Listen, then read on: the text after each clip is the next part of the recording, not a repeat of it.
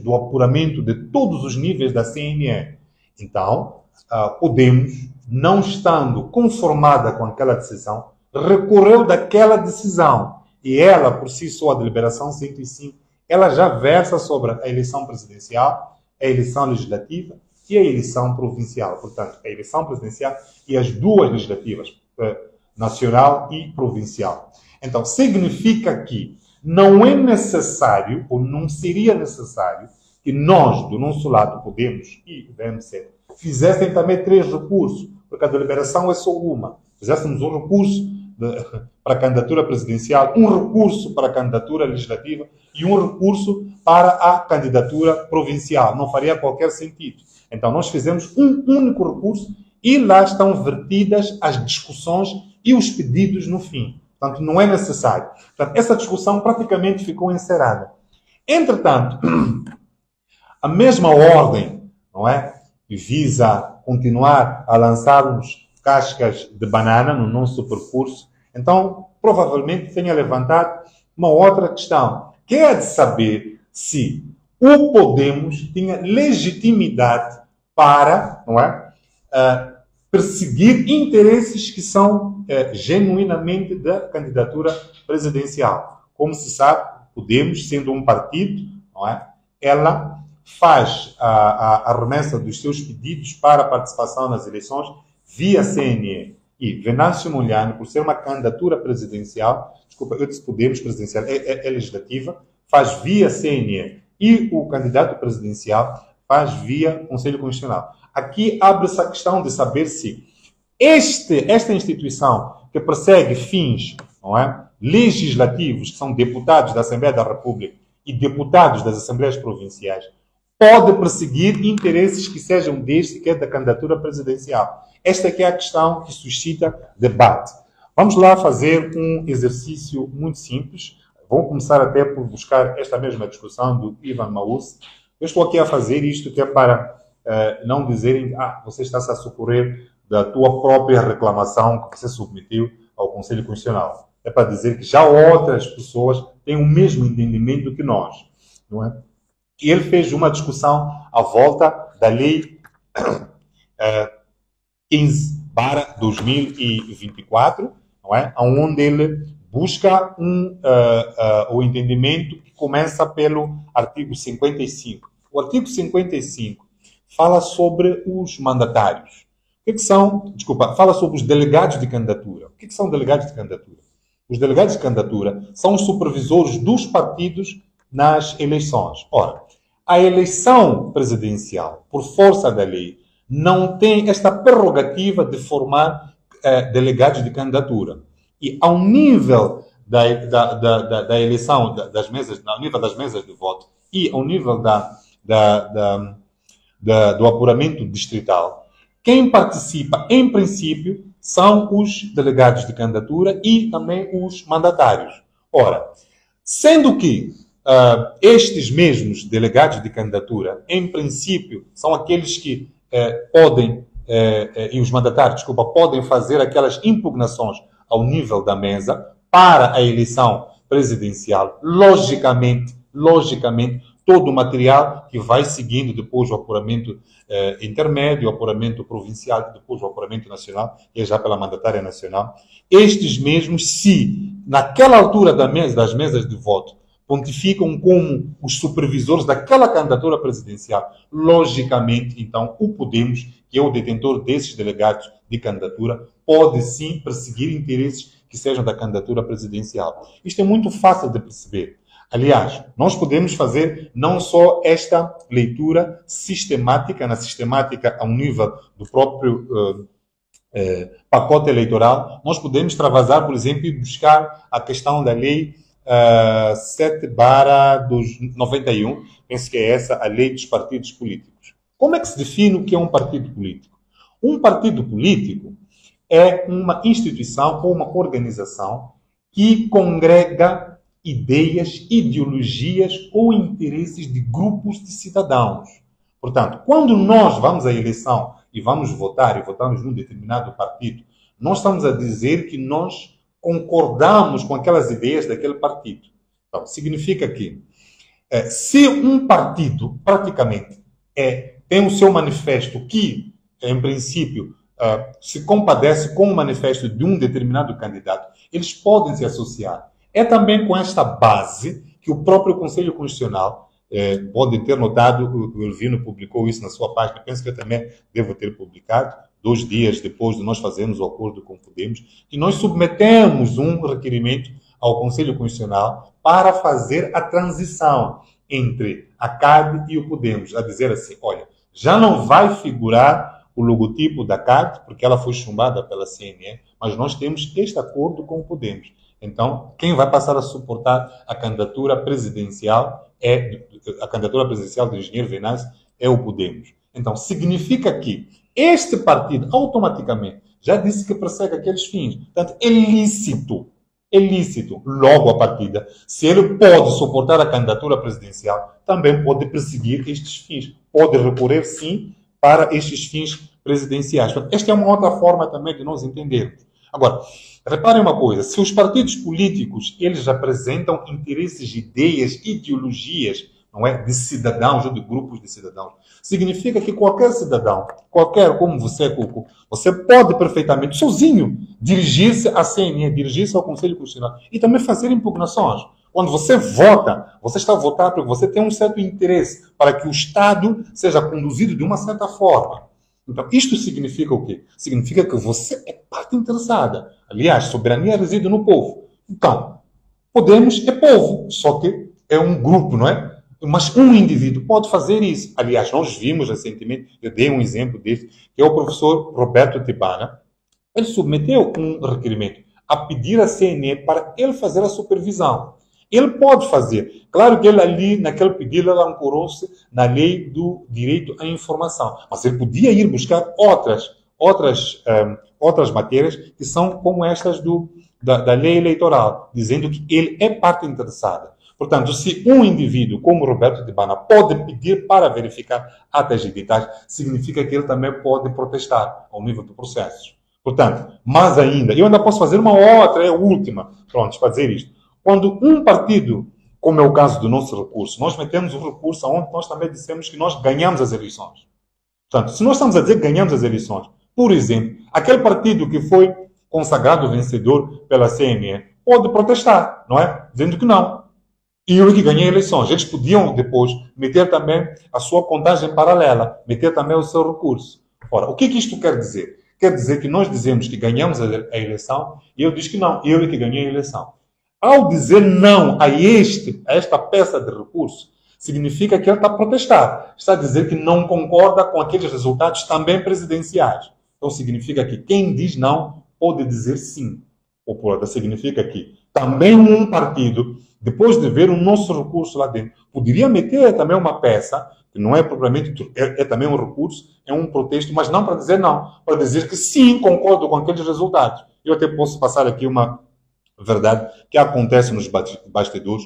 Nós, como partidos, nós partilhamos atas e editais, não é? Acontece isto, acontece isto, é normal. Quando nós temos insuficiência de material, nós partilhamos. Então, um partido pode saber perfeitamente que o outro ganhou. Então, se um partido pode dizer que um outro partido, um outro candidato ganhou, ele sendo parte interessada na eleição, ele também poderia protestar, não é? Então, significa que se um partido que é da oposição pode dizer que sim, Venâncio ganhou, logicamente, o Podemos também pode dizer que Venâncio Mondlane ganhou. Então, nós queríamos encerrar esta discussão, não é? Esta discussão.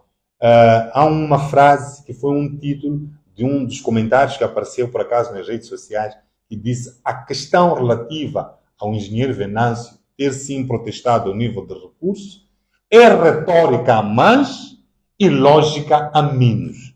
Portanto, é coisa mesmo de indivíduos que começam a fazer aquelas que nós chamamos de manobras preparatórias desnecessárias. Portanto, isto era muito importante nós dizermos aqui em imprensa. Bom, mas também ao nível do nosso café com o Conselho Constitucional, nós vimos também que ela parece estar interessada em conseguir aquilo que todos almejamos, que se chama verdade eleitoral. Entretanto, nós tínhamos tido um conhecimento a partir da imprensa, não estivemos lá, mas agora já estivemos lá e percebemos que, de facto, o Conselho Constitucional... Agora, o Conselho Constitucional... Reparem que, no primeiro ponto desta... Ele desmentiu as televisões, dizendo que não fui eu quem disse que vocês não meteram editais de todas as províncias.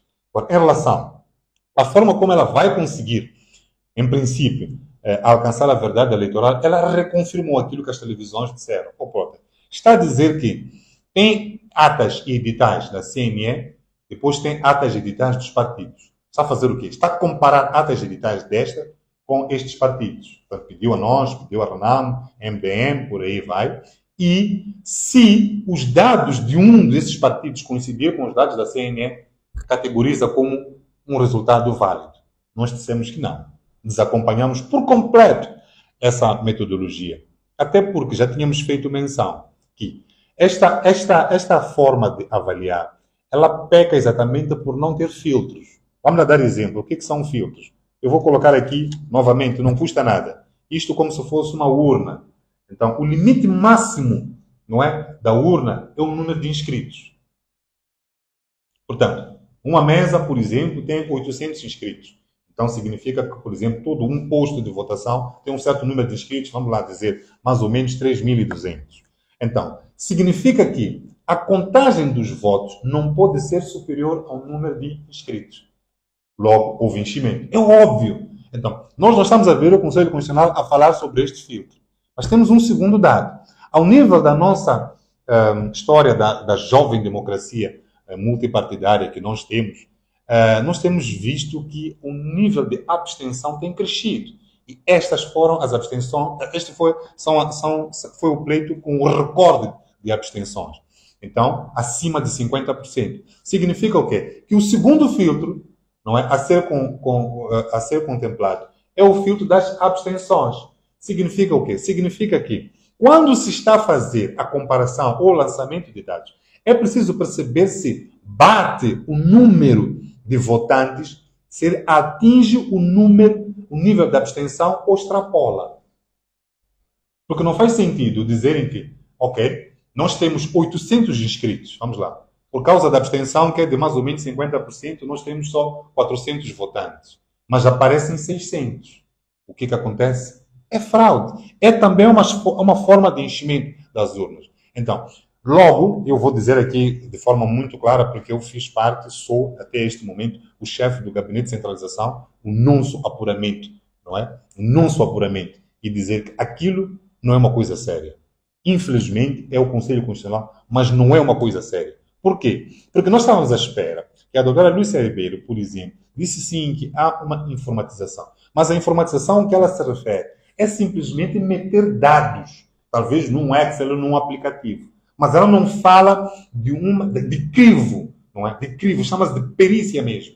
Que é ter um software que faça o scan, não é? Lê os dados e estabelece esses limites. Porque o software tem que encravar, tem que piscar o vermelho quando este nível, por exemplo, porque ela coloca-se um dado em que o software tem que ler que já se atingiu o ponto, não é, de abstenção. Então, ao atingir o ponto de abstenção, tem que fechar. Então, ao vermos que não se falou sobre isso, não é uma questão séria.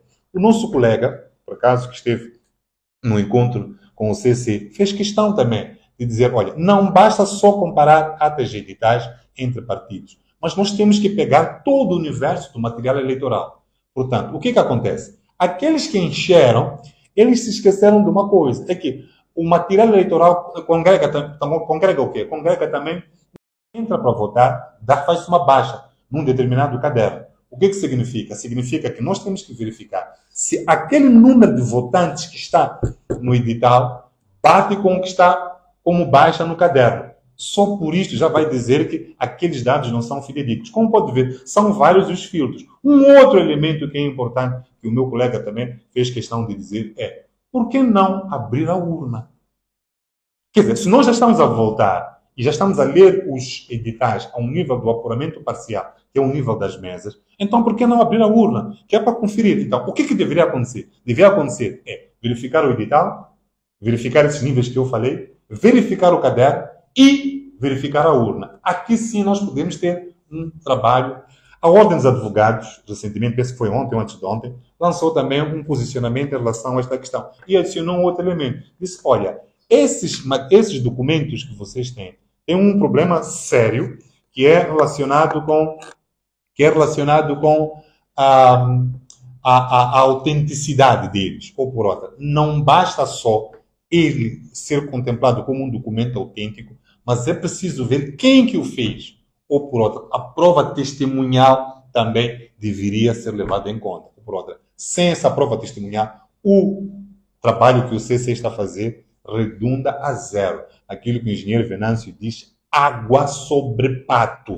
Não é? A montanha vai parir o rato. Não vai haver verdade eleitoral com base naquilo que o Conselho Constitucional está a fazer. É uma verdadeira brincadeira, desperdício daquilo que é o nosso suor, que são os nossos impostos, não é? E vai em contraste com aquilo que é a expectativa popular. As pessoas estão-se a manifestar aí fora. Elas querem a verdade eleitoral e há um grupo de pessoas grandes, que não são pessoas adultas, estão aqui a levar tempo para, depois, no final de contas, dizerem aquilo que nós já imaginamos que querem dizer. Não pode ser assim. Pessoas adultas devem ser, evidentemente, pessoas responsáveis. Não se pode brincar com as pessoas.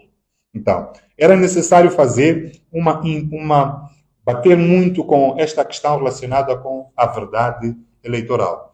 Mas, até porque houve um outro caso, não foi relacionado com o café, mas faz sentido nós aqui focarmos, que foi a remessa de um ofício à Más Integridade para que ela entregasse atas editais.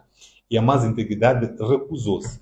Ora, os detratores de todos aqueles que estão contra o regime, não é? Logo vieram a público dizendo que a Más Integridade incorre numa penalização por ter faltado ao dever de respeitar este órgão jurisdicional. Quando um tribunal te notifica para dar uma determinada informação, você tem que respeitar. E socorreram-se do artigo 48 da Lei Orgânica do Conselho Constitucional. Ora, aqui também vem uma outra questão. E são estas brincadeiras que nós temos estado a chamar a atenção. E eu acho que ficou claro, aliás, nesse encontro, que, infelizmente, o Conselho Constitucional não se tem arregimentado, ou por outra, não se tem vestido da lei para as ações e as decisões que tem levado a cabo. Ora, o Conselho Constitucional, quando oficia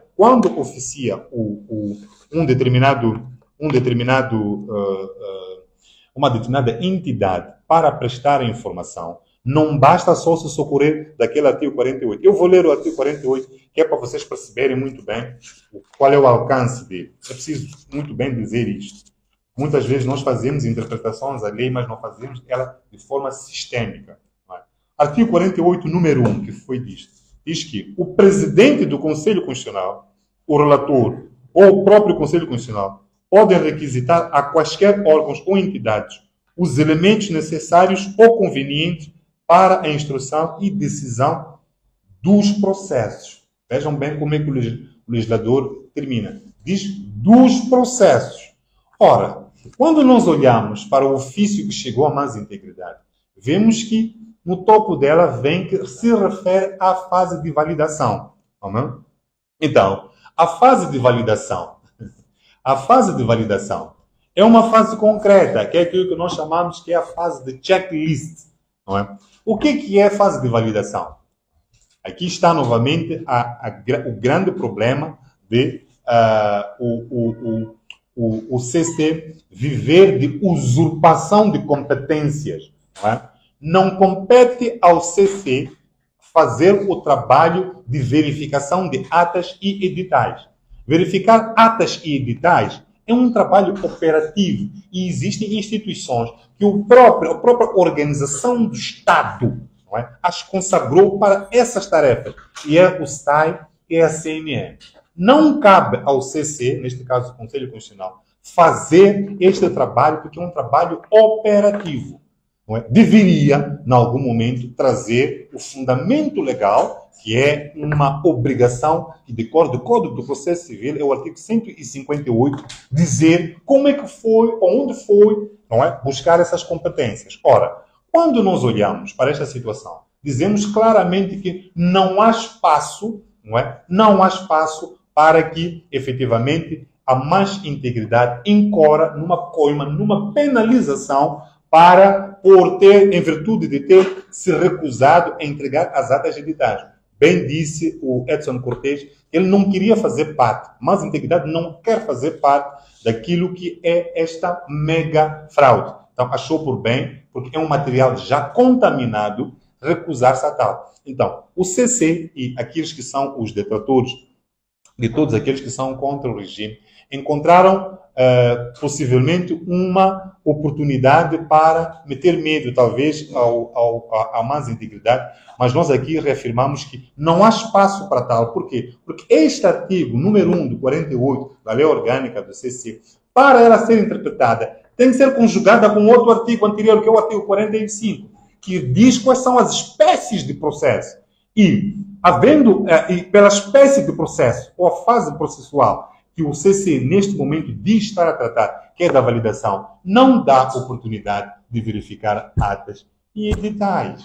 Obviamente, não pode haver uma penalização por alguma alegada irregularidade, um alegado ato ilícito, que decorre de uma própria irregularidade. Quer dizer, seria o festim, não é? Seria o festim, não é? Da impunidade. Portanto, isto era necessário também trazer como um dos aspectos que nós aqui elencamos. É que o Conselho Constitucional tem que se conformar com a lei, tem que se conformar que ela é um órgão jurisdicional. O que é um órgão jurisdicional? É um tribunal. É um órgão que apenas diz do direito aos casos que lhe chegam à mesa. Não tem que tratar de questões operativas. Vamos lá, por exemplo, o que faria?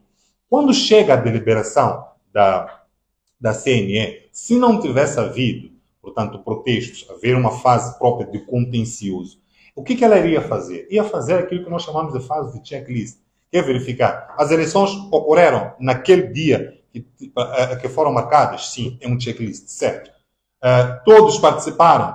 Certo. Quem não participou foi notificado para participar, por exemplo, delegados de candidatura, por aí em diante. Os membros da mesa de votos estiveram lá e por ainda e vai vendo gradativamente, passa, por exemplo, para a centralização distrital, o apuramento distrital. Também vai verificar se todos os participantes foram notificados para estar. Se foram notificados para estar, é checklist. Vai verificando, faz um checklist. Então, é basicamente isto. É só para verificar se a lei foi cumprida, se os procedimentos foram respeitados.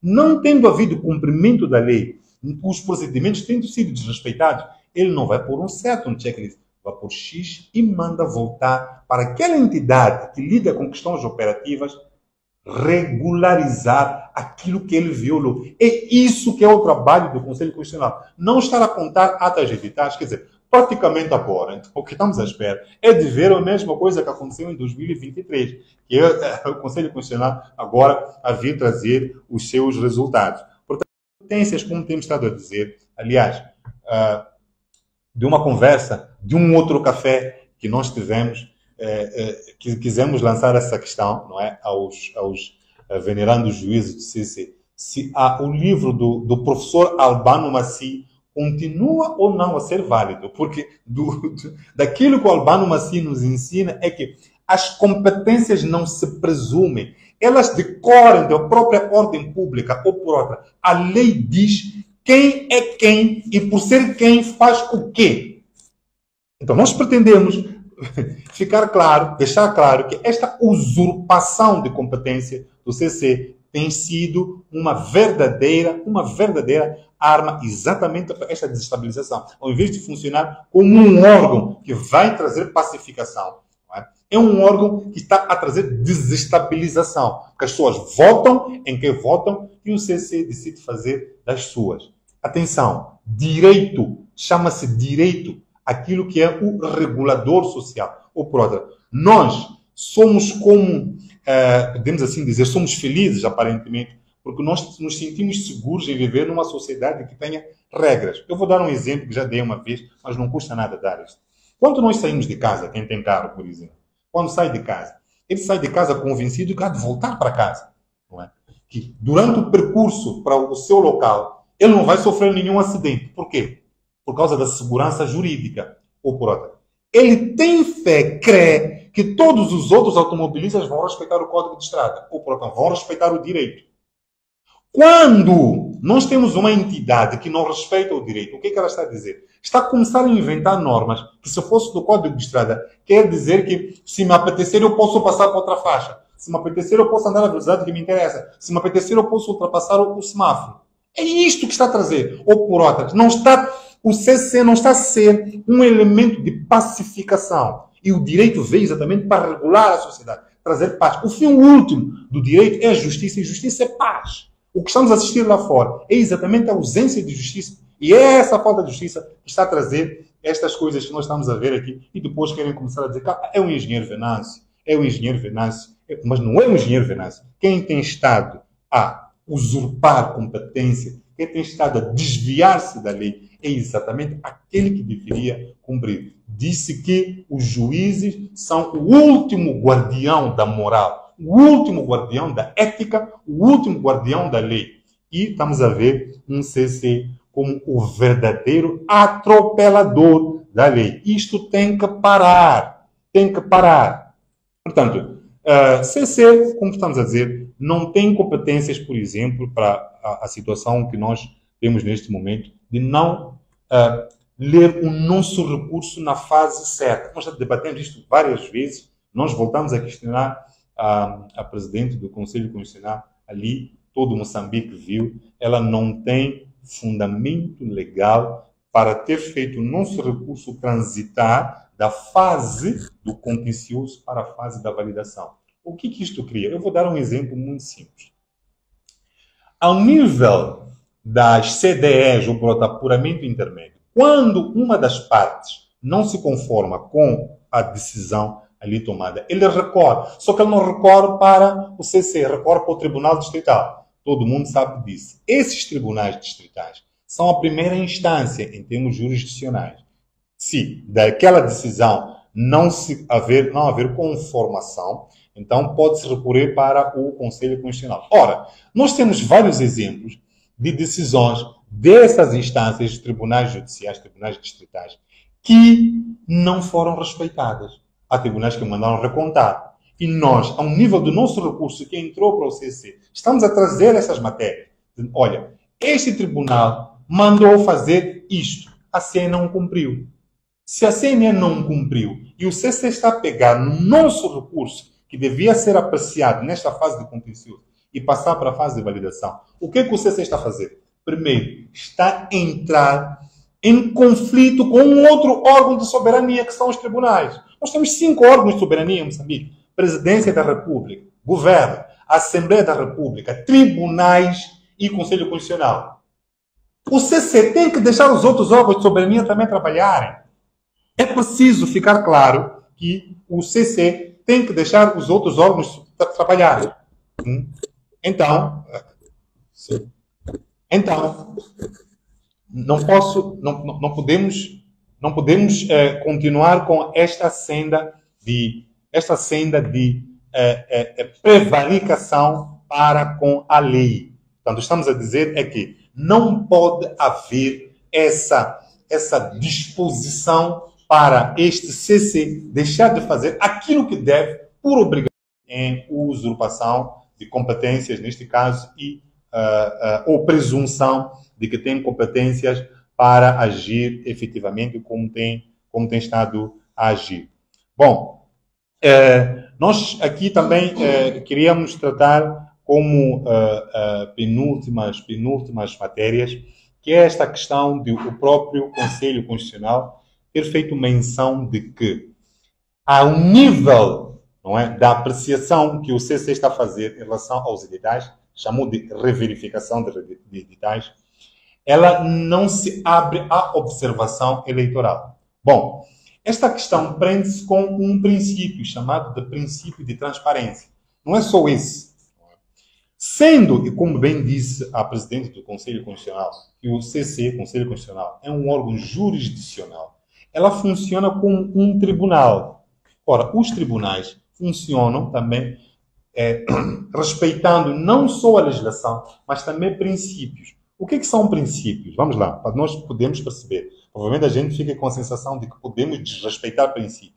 Os princípios também já decorem, estão lá, estão consignados como lei. Mas vamos trazer aqui o conceito de princípio. Princípios são grupos de leis ou grupos de diretrizes que por si só funcionam de uma única forma. Elas têm uma espécie de um denominador comum e fazem o quê? E perfazem um princípio. Basicamente é isto. Ou por outra, o princípio da transparência é um princípio que decorre da própria necessidade de haver justiça. Eu vou dar um exemplo muito simples. Imagina que eu tivesse acusado o trem de me ter levado algo. Então, significa que esta pessoa, não é, tem o direito, não é, tem o direito de ver-se, não é, de ver-se respeitado. Este princípio de transparência de que forma? Na forma como, por exemplo, o tribunal vai tramitar o processo. Tem o direito de ver a minha peça que é acusação a dele, por exemplo, e tem direito a participar também do próprio julgamento. Isto é uma questão natural. Imaginem que eu fosse julgado, condenado por uma peça que eu não vi, uma acusação que eu não vi, um julgamento que eu não participei, uma forma de proceder do tribunal da qual eu não consegui inspecionar. Aqui não houve transparência. Então, não se percebe. Por que o CC, já usurpando as competências que são do Conselho, da Comissão Nacional de Eleições e do STAI, não age como tal? Porque ao nível do apuramento de base, que é o apuramento parcial, é por lei consignado que tem que se ter delegados de candidatura. Então, se ela leva os editais, diz, quero ser eu a contar, tem que contar com aqueles, na presença daqueles que são interessados. Eu é que sei ver se aquele número está certo ou não. Eu vou dizer, eu vou protestar dizendo que não está certo. Então, o CC quer aparecer e dizer que contou votos que são favoráveis a mim ou desfavoráveis a mim, e eu tenho que aceitar num princípio, não é, de opacidade, portanto não houve transparência. Então isto fere por completo. É mais uma forma de nós vermos aqui que não se está a fazer absolutamente nada no Conselho Constitucional. Por quê? Porque este princípio de transparência está a ser vilipendiado. Ladeado a este princípio de transparência, existem outros princípios. Por exemplo, o princípio de contraditório. Eu já falei aqui um pouco disto, não é? O princípio do contraditório reza que ninguém pode ser acusado ou tratado algum assunto que incide sobre a sua pessoa sem que ele possa ter oportunidade de reagir. Isso chama-se contraditório. Até nossos pais fazem isso. Se eu vou queixar para meu pai que meu irmão me bateu, ele, antes de bater o meu irmão, não é? Educar o meu irmão, ele pergunta se realmente ele bateu. Não pergunta? Então, isto é um contraditório. E depois pergunta por que você bateu no teu irmão mais novo. Que é para ele perceber o que aconteceu. Ele não parte logo para a sentença, que é, não é? Então, esta é uma maneira de ser e de estar da própria sociedade. O Conselho Constitucional não pode tomar decisões. Veja uma coisa, verificar atas e editais, sendo ela um órgão jurisdicional, é nada mais, nada menos que um julgamento. Então, como é que está a acontecer um julgamento na ausência dos interessados? Não é possível. Nós não estamos a dizer que queremos estar no momento em que ela vai estar a redigir a sentença. Porque depois também passa a ideia de que, depois de eu redigir a sentença, eu depois é que hei de ler a sentença. Então isso é transparência. Isso não é transparência.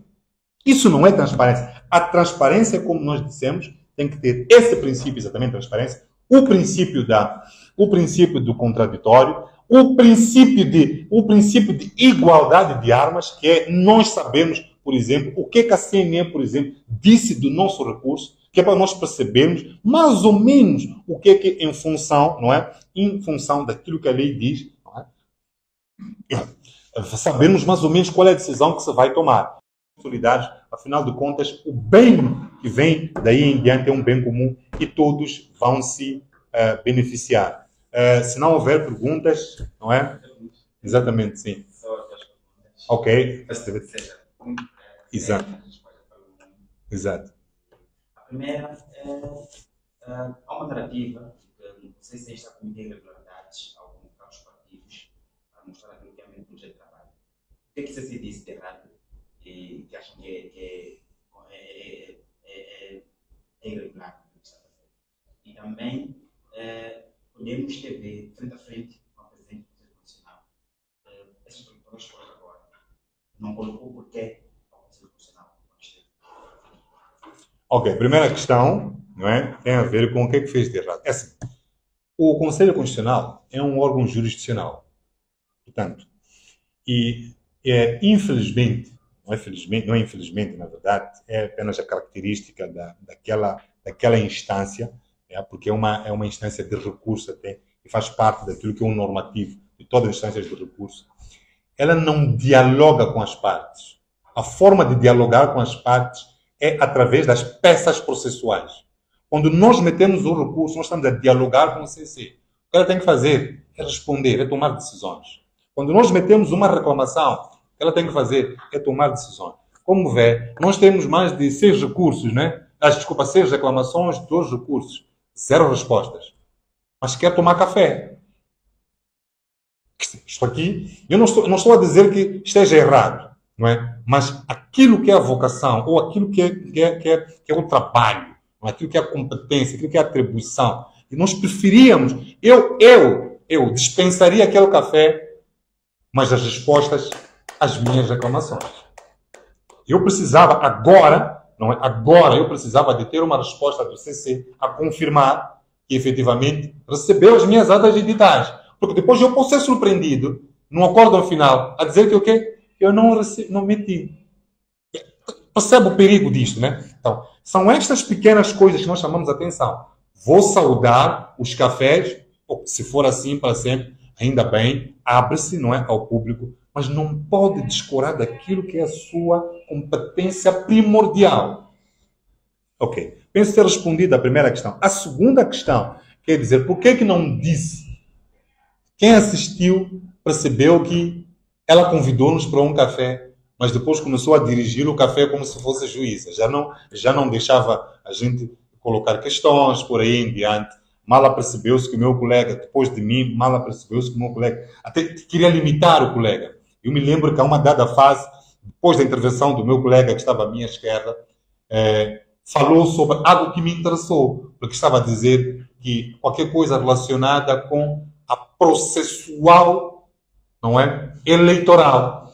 E eu queria, ao abrigo de um café, ela não é juíza naquele momento, está a tomar café comigo.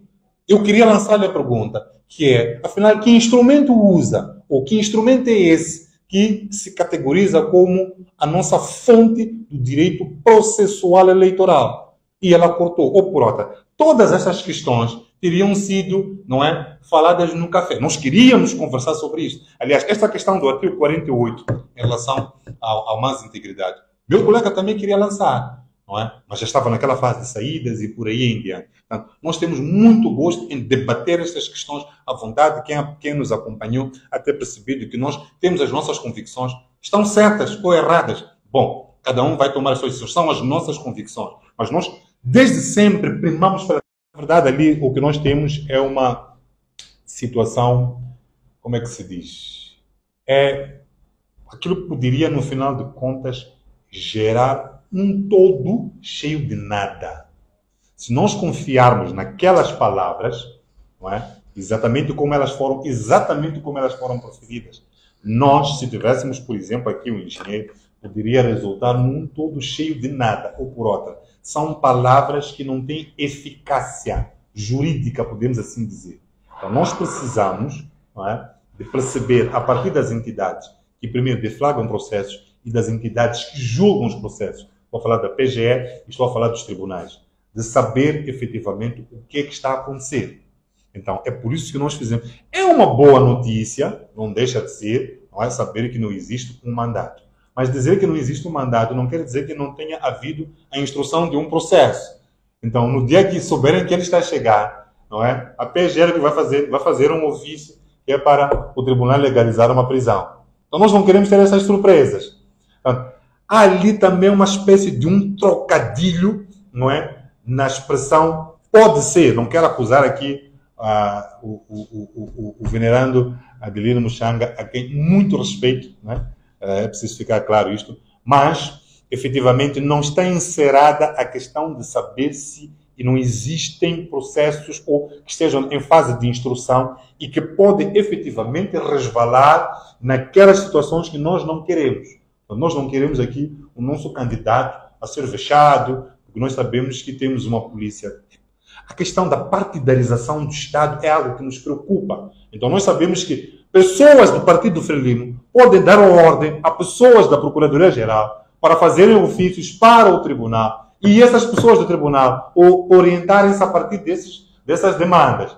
Então, nós precisamos de ter um papel, como se diz em linguagem não é comum, que vai garantir que, ainda que existam processos a serem ou estão na fase de instrução, elas não vão deflagrar de forma oportuna, que é para gerar esses danos que nós não queremos que ocorram.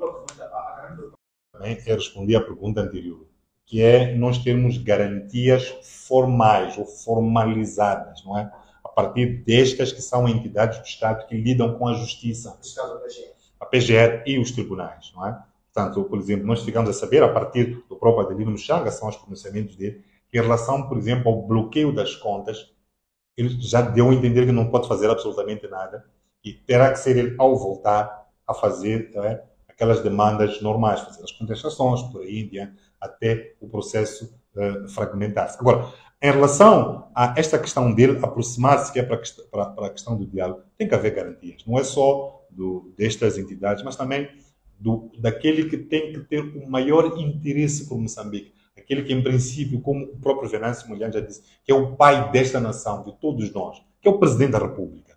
Aqui, nós não vamos nos, como podemos assim dizer, satisfazer apenas com pronunciamentos do Tribunal Supremo e provavelmente com a Procuradoria-Geral da República, mas precisamos de garantias muito maiores. Mas havia uma sobreposição ao Presidente da República dos outros poderes, em violação, por exemplo, ao princípio da separação de poderes. Se o Presidente, por exemplo, emanasse uma ordem para que não existisse nenhum processo, quando os tribunais são independentes, não existe isso. Não, eu não refiro-me a isso. Assim, o Presidente da República, ele, em princípio, além de funções executivas, ele tem funções políticas. Portanto, paz é uma preocupação dele, é uma questão política. Como vê, não é? É abstrato, mas é importante. Portanto, se, por exemplo, Venâncio Mondlane entrasse e fosse tido sob custódia, eventualmente isto poderia levantar uma escaramuça. É do interesse do Presidente da República, não é? A bem deste bem, que é a paz, não é? Intervir. Então, os tribunais também fazem parte da nossa sociedade, do nosso tecido social. Então, eles podem entender também chamamento. Há processos que podem adiar. Há processos que, muitas vezes, nossos processos, eu já tive processos de mais de 4 ou 5 anos, podem esperar. Em razão de quem? Em razão de este bem maior, por exemplo, que é a paz. Então, existem mecanismos legais que o Presidente pode ativar. Claro, exatamente. É assim, o Presidente da República, ainda que seja uma pessoa, ele é uma instituição. É por isso que tem ministros, é por isso que tem aquele imponente edifício. Então, não vamos estar aqui. Se nós olharmos para o rol das competências, ele indulta por aí em diante, ele pode fazer, sim. Tem até a prerrogativa de fazer decretos presidenciais, ou por outra, fazer iniciativa de lei, por aí. Então, o poder que tem o Presidente da República, não estou a falar do chefe do governo, que é outra coisa. O Presidente da República pode, sim, ao nível das suas competências e do seu poder, fazer uma intervenção, sim, em bem deste bem maior, que é a paz.